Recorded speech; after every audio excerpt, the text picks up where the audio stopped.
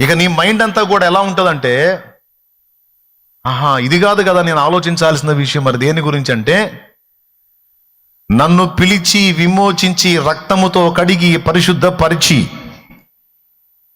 నన్ను నిలబెట్టిన ప్రభు కొరకు నేను బ్రతకాలి.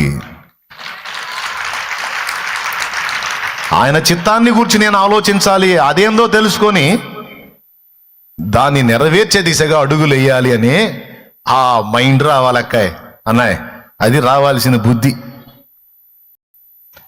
కానీ కొంతమందికి ఇది పట్టదు. సంవత్సరాలు వచ్చినా సరే నా బాధలేంది, నా కష్టాలేంది, ఈ సినిమానే తప్ప అసలు దేవుడు చూడమంటున్నది ఏందో చూడరు.